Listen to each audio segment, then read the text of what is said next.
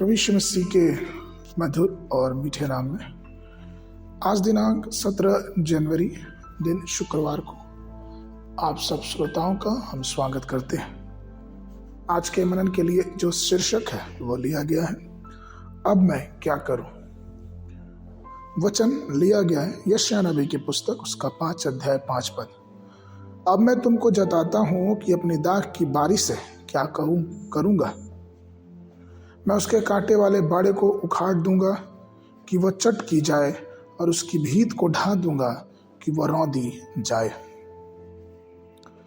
प्रिय, यदि कोई व्यक्ति फलदायी जीवन नहीं जीता तो प्रभु सबसे पहले उसके लिए अपनी सुरक्षा हटा देते हैं। इसका मतलब यह नहीं कि प्रभु बाड़ा हटा देंगे, लेकिन यह है कि प्रभु अपने दुखी मन से उसके ऊपर से अपनी सुरक्षा को हटा देंगे, अर्थात अपने अनुग्रह और अपनी कृपा उसके ऊपर से हटा देंगे।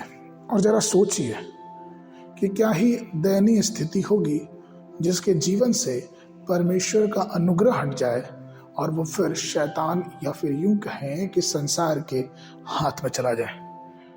मान लीजिए कि एक आम के पेड़ों का बगीचा है जिसमें सभी पेड़ भरपूर मात्रा में फल दे रहे हैं और उस बगीचे के चारों तरफ बाड़ा लगाया गया है। कल्पना करें कि अचानक एक और 2 और 3 वर्ष ऐसे बीते कि उस पूरे आम के बगीचे ने फल नहीं दिया। आपको क्या लगता है कि उस बगीचे का मालिक बाड़े की रखवाली अच्छे से कर पाएगा या फिर पेड़ों को रखेगा अच्छे से? नहीं, वो सोचेगा कि इस पर व्यर्थ का खर्चा करने से क्या ही मतलब। और इसलिए वो उस बगीचे को या तो फिर से पेड़ों को लगाएगा या तो फिर उसकी जुताई और बुआई करेगा। वैसे ही प्रियो, परमेश्वर ने भी हमारे लिए अपने बाड़ों को रखा, अर्थात परमेश्वर अपने दूतों को हमारे लिए भेजता है कि वो हमारी रक्षा करें। हम पढ़ते हैं वृत्तांत में कि किस प्रकार से एलिशा को जब दुश्मनों ने घेर लिया था तो उसने अपने दास गेहजी के लिए दुआ किया, और देखते हैं किस प्रकार से जब गेहजी की आंखें खोली तो वो क्या देखता है कि स्वर्गदूत अग्नि में रथ उन दुश्मनों के पीछे खड़े हैं। प्रियो, परमेश्वर हमें चाहता है कि हम उसके लिए फल लाएं, और इसलिए परमेश्वर ने हमें अपने जीवनों में आशीषें दिया है। अय्यूब के जीवन को देखते हैं किस प्रकार से परमेश्वर ने उसके चारों ओर बाड़ा लगाया था।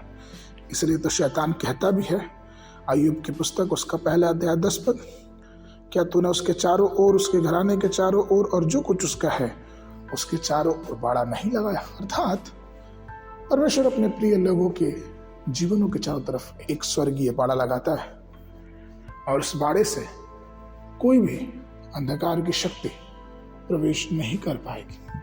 इसलिए प्रियो, आइए हम परमेश्वर में लगे रहें और हम उसके लिए फल लाएं, जिससे कि वो बाड़ा जो परमेश्वर ने हमारे लिए लगाया है मजबूती से परमेश्वर के द्वारा हमारे जीवनों में रहने पाए। आज के मनन के लिए इफिसियों की पत्री उसका 5 अध्याय 9 और 10 पद। क्योंकि ज्योति का फल सब प्रकार की भलाई और धार्मिकता और सत्य है, और यह परखो कि प्रभु को क्या भाता है। बाइबल अध्ययन के लिए सुबह के समय उत्पत्ति की पुस्तक उसका 41 और 42 अध्याय, शाम के समय मत्ती रचित सुसमाचार उसका 12 अध्याय 1 पद से लेके 23 पद तक। परमेश्वर आप सबको आशीष देवे।